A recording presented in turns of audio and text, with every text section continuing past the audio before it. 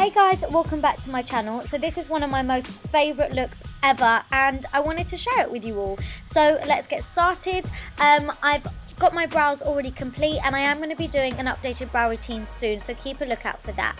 But anyway, I have got my Inglot gel liner in the shade black, and on a synthetic brush I am just taking this all over my lid, but I'm not taking it too high and I'm not taking it into my crease. I'm just going to blend that out a little bit and smudge it out, again not taking it too high and up into the crease. So we're really focusing this dark black gel liner on the lid only. Then I'm taking Creme Brulee by Makeup Geek, which is the most perfect transitional blending eyeshadow. If you don't know what a transitional shade is, it's something that's in the background, so it's the shadow that all the other shadows are going to blend into, and you won't really see it too much, but it's a very, very useful step and shadow. So yeah, I'm just taking this all over the crease and a bit above it. Then I've got my MAC Prolongwear eyeshadow in the shade Uninterrupted, and I love this so much. I'm then just taking this through the crease, so we're being a little bit more precise with placement now with our shadows. So I've taken a more tapered blending brush to do this. As you can see, I'm also just winging this out slightly, so I'm just extending it out past my eye.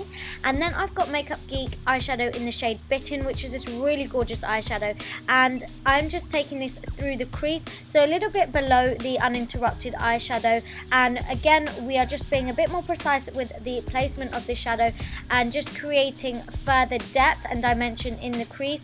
And it's a nice little twist and spin on a normal black smoky eye, and then just going back in with a clean blending brush just to make sure everything is nicely blended together, and you want to make sure it looks seamless. It's so important when doing such a bold makeup look. And then just taking a matte black eyeshadow, and this is Corrupt by Makeup Geek. You can use any black eyeshadow you wish, and I'm just using a flat shader brush to just pack this on all over the lid. So exactly where we popped that black gel liner before, that's exactly where we're putting this black eyeshadow. And again, we're not taking this too high into the crease because we don't want to mask those other beautiful shadows that we put on earlier. So just going back in with the same brush that we used through the crease earlier with no extra product on it, we're just going to blend it out to kind of soften up that edge of the black eyeshadow, and you want to make it look blended and smoky and again seamless. The key to this makeup look and to any black smoky eye is blending, so just make sure you have blended until your heart is content. And then moving on to skin, I forgot to add the clip, but I have used my Kevyn Sensual Skin Enhancer to just conceal any pigmentation around the face, also any scarring, just because this is so full coverage and I love to use this. Moving on to foundation, I've got one of my all-time favourite foundations ever, and this is Illamasqua Skin Based Foundation. I will leave a list of all the shades that I'm using down below in the description box, but as you can see, I am just stippling this on all over my face. The reason why I'm stippling is because I just want to get maximum coverage out of this foundation, and it's just so beautiful. I love it. Then to conceal my dark circles and highlight, I've got my Urban Decay Naked Skin Concealer, and this is just going to go underneath the eyes. This is really lovely and creamy, so it's just such an absolute dream to blend, and it also just packs on just the right amount of product, which comes off the doe foot applicator, which is also really nice and smooth. It's my favorite.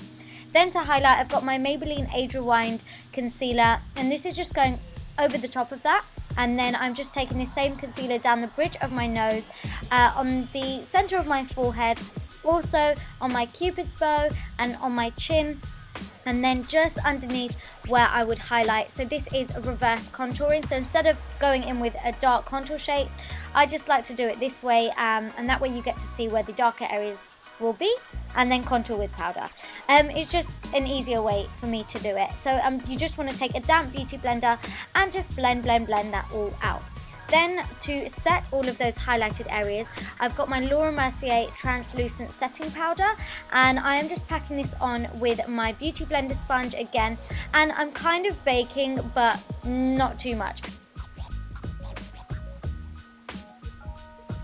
This translucent powder works so well on every single skin tone, and it's so nice and light and finely milled, which is why I love it.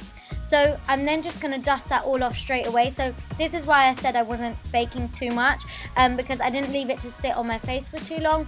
I kind of just packed it all on and then just dusted it away. And then to set the rest of my face makeup, I love this product. You guys know it's my secret to flawless looking skin. It's the MAC Mineralise loose powder foundation, and really lightly I like to dust this all over my face. I was actually going out, so this is the makeup that I was wearing to go out, and it was full coverage, and that's how I like to wear my makeup. And also it just stays put and it lasts.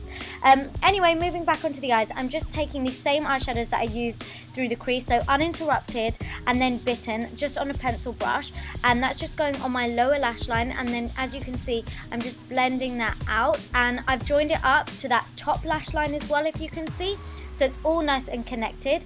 And then on an angled brush, I'm just going in with the black eyeshadow just over the top of that to get some further depth going, and then again just blending that all out and making sure it looks nice and smoky.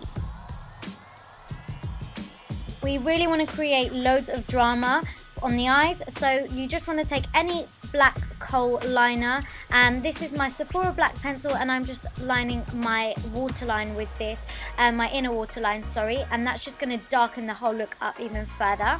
Then moving back onto the skin, I've got my MAC Mineralise Skin Finish in the shade Dark Deepest, and I'm applying this as my bronzer. So this is going in the hollows of my cheeks and just along my temples. So this is why reverse contouring is good, because it's almost like a guideline for where you need to darken up areas around the face.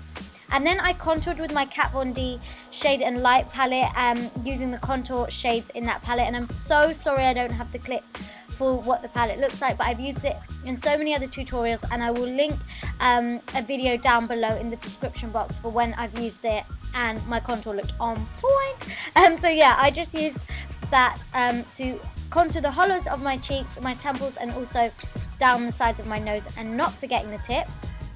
Then here's a little trick to deepen up that contour even further. I'm taking a face powder by MAC, and this is the prolongwear powder in the shade Dark Deepest, and it's actually quite a cool toned powder, so it works really well as a contour shade, but I don't like to use this on its own. So this is just what I like to go over my contour with, just to deepen it up slightly, so it's great for when you're going out.